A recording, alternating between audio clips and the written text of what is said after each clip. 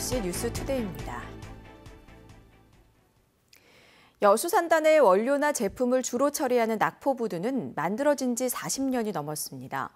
시설 노후화로 사고 위험이 높지만 예산 문제로 시설 개선이 늦어지고 있는 가운데 인근 유휴부두를 대체부두로 활용하는 방안이 대안으로 제시되고 있습니다. 김종태 기자입니다. 여기저기 패이고 갈라진 도로, 하역 시설은 곳곳이 녹이 슬어 부식이 심하고 접안 시설도 위태롭습니다. 지난 1974년 만들어져 올해로 40년이 넘는 여수 낙포부두.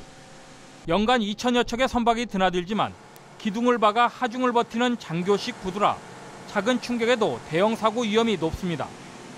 그런데도 부두 아래 설치된 관으로는 암모니아와 황산 등 액체형 위험 화물까지 취급하고 있습니다. 이미 2010년 정부 안전진단 결과 심각한 안전 문제가 제기됐는데도 재개발 사업은 이루어지지 못하고 있습니다. 뒤늦게 예비 타당성 조사에 나섰지만 막대한 사업 예산이 걸림돌입니다.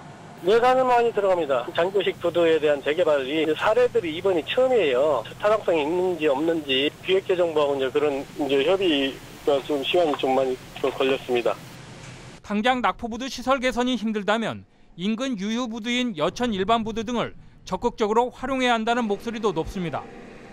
사고 위험을 무릅쓰며 낙포부두에서 물동량을 처리하기보다는 화물 처리에 비교적 여유가 많고 안전한 대체부두로 물동량을 분산 처리해야 한다는 것입니다. 남해화학 등 일부 여수산단 업체는 오래된 낙포부두에 대형 트럭 진입이 어려워지자 여천부두에서 생산품을 선적하고 있습니다. 대형 물동량 처리에는 한계가 있어서 부두기 인근 대체 부두인 여천 일반 부두에서 처리 비용은 좀 많이 나오지만 생산 제품인 중화석고를 선적하고 있는 실정입니다. 낙포부두 재개발에 대한 정부 지원이 절실한 가운데 대체부두 활용 방안을 위한 보다 구체적인 접근이 필요해 보입니다. MBC 뉴스 김종태입니다. 여수광양항만공사와 광양항 여수지역 위험물 부두 이용 화주사들이 광양항 채선 완화에 힘을 모으기로 했습니다. 여수광양항만공사는 30% 이상의 채선율로 항만 경쟁력에 적신호가 켜진 광양항 중흥부두, 석유화학 부두들에 대한 용역 조사를 올해 말까지 실시하기로 했습니다. 특히 이번 용역 조사에서는 공사와 부두 이용 화주사가 비용을 공동으로 부담하고 현지 조사 지원과 자료 제공 등에도 적극 협조해 최적의 대안을 도출하기로 했습니다. 여수 관광객 증가로 호남 고속철도 개통 이후 전라선 이용객이 큰 폭으로 늘어난 것으로 나타났습니다. 코레일에 따르면 지난해 4월 호남 고속철도 개통 이후 6개월간 전라선 이용객은 85만 6천여 명으로 전년도 같은 기간 56만 2천여 명에 비해 50% 이상 늘었습니다. 특히 여수 관광객이 늘면서 철도 상품인 네일로를 이용하는 대학생들에게 가장 인기 있는 노선으로 전라선이 꼽혔습니다. 하지만 KTX 운항 횟수가 하루 70회 왕복 운행하는 경부선이나 24회 운행하는 호남선에 비해 전라선의 경우 20회에 불과해 증편 운항이 시급한 것으로 나타났습니다. 인터넷과 스마트폰이 발달하면서 농수산물 판매에도 소셜 네트워크 서비스, 즉 SNS 마케팅이 활발해지고 있습니다. 소비자와 농민이 신뢰를 바탕으로 직거래를 하다 보니 안정적인 매출 상승으로 이어지고 있습니다. 이계상 기자입니다. 올 들어 처음으로 햇 복숭아가 수확되기 시작했습니다. 품종별로 수확 시기가 다르긴 하지만 때를 놓치지 않고 복숭아를 따서 판매하는 게 관건입니다. 친환경 유기농법으로 재배되다 보니 제값을 받고 팔려면 일반 도매시장보다는 소비자와의 직거래가 더없이 중요합니다. 이 농원 주인은 인터넷과 스마트폰의 SNS를 활용해서 복숭아 생산 과정을 소개하고 직접 주문을 받아 상품 판매를 하고 있습니다. 단골 고객층이 두터워지면서 이곳 복숭아는 수확되기 무섭게 팔려나갑니다. 한 단계 두 단계 쌓이다 보면은 들어가서 검색하다 보면 이분이 유기농 농사 이렇게 짓고 있구나. 그걸 신뢰성을 쌓기 위해서 블로그부터 시작해가지고 SNS로 계속 하고 있습니다. 귀농 5년 차인 여성 농민도 블루베리를 판매하는데 SNS 마케팅 덕을 톡톡히 보고 있습니다. 생과일 상태로 팔아야 하는 농산물이다 보니 판로 확보가 쉽지 않았지만 SNS를 통해서 소비자와 직거래가 성사됐습니다. 요즘엔 마을에서 생산되는 다른 농산물까지 함께 판매해 줄 정도입니다. 복숭아도 좀 사다 줘. 그렇게 해서 첫 해 같은 경우는 100박스 이상 제가 팔아준 경험도 있고 지금도 계속 꾸준히 4년째 하고 있습니다. 농산물 생산에서 판매까지 소비자와 꾸준히 소통하는 농민들이 자신들만의 경쟁력을 키워가고 있습니다. SNS 마케팅은 소비자에게 신뢰를 덤으로 준다는 점에서 남도 농산물 판로 개척에 큰 힘이 되고 있습니다. MBC 뉴스 이계상입니다. 요즘 농가 가게 안정에 도움을 주는 농업인 월급제가 빠르게 확산되고 있는데요. 대상 장목과 지급 기간을 대폭 늘려야 한다는 목소리가 제기되고 있습니다. 문현철 기자가 보도합니다. 생소한 농업인 월급제가 요즘 농촌에서 화두입니다. 쌀을 수매하고 받을 대금의 일부를 농협으로부터 미리 나눠 지급받고 이자는 지자체에서 지원해줘 농가에게는 가뭄의 단비처럼 반갑습니다.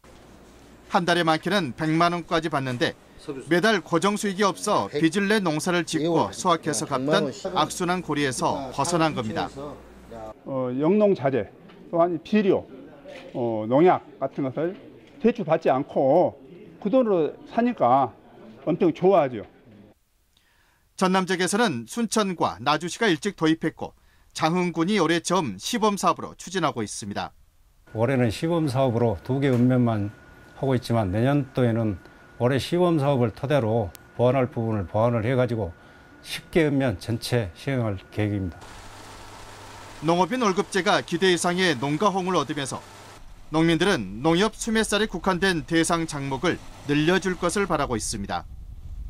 농협에서 수매하는 모든 농작물로 확대해 농가 참여를 유인하고 온 6월에 시작되는 월급 지급 시점을 자금 수요가 많아지는 3월로 앞당겨 줄 것을 요구하고 있습니다. MBC 뉴스 문현철입니다. 에너지 자립도시 건설을 추진하고 있는 순천시가 친환경 에너지타운을 건립합니다.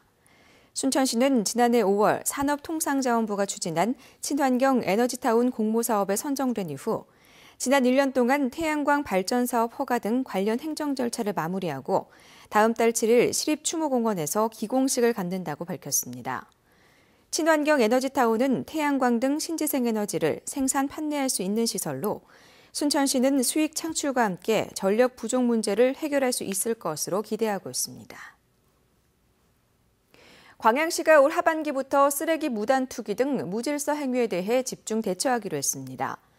광양시는 다음 달 4일부터 9월 말까지 90여일간에 거쳐 10대의 감시 카메라와 50명의 특별 단속반을 동원해 주 야간 단속에 나설 계획입니다.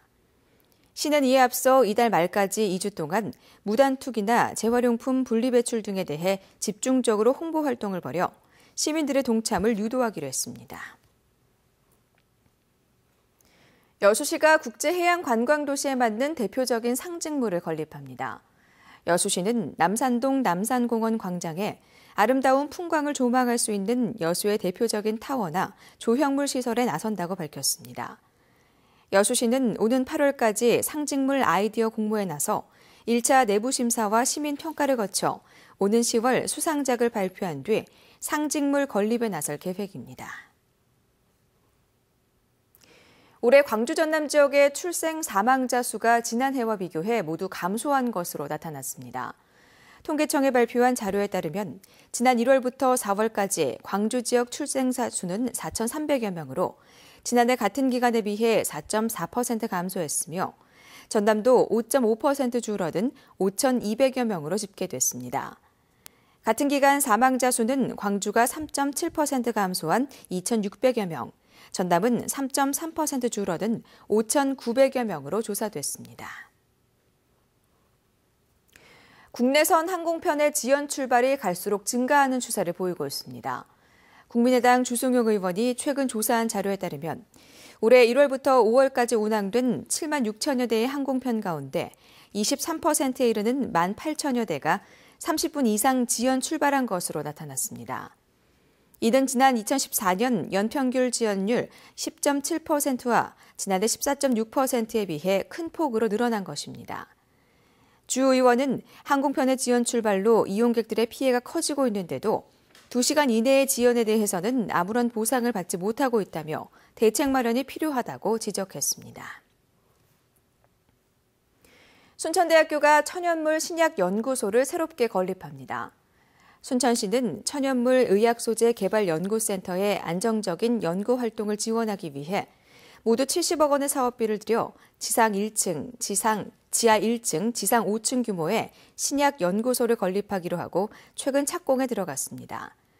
신약 연구소는 내년 말 완공될 예정이며 의료 R&D 분야의 일자리 창출에 기여할 것으로 보입니다. 광양시가 오는 2018년까지 관내 공영 주차장을 2,000면으로 늘리기로 했습니다. 광양시는 갈수록 심해지는 주차난 해소를 위해 지난 2년간 732면의 공영 주차장을 조성했습니다. 됐습니다. 오늘도 더위가 계속되겠습니다. 대부분 지방이 30도 안팎까지 오르겠는데요. 서울이 30도, 대전 29도, 대구도 28도 선까지 오르겠습니다. 습도가 높아서 후텁지근하겠고요. 또 많은 지역에서 불쾌지수가 높은 단계까지 오르겠습니다. 쉽게 짜증이 날 수 있으니까요. 마음의 여유를 가지고 생활하시는 게 좋겠고요. 또 장맛비 소식 나와 있는데요. 오늘 낮부터 제주도에서만 비가 내릴 것으로 보입니다.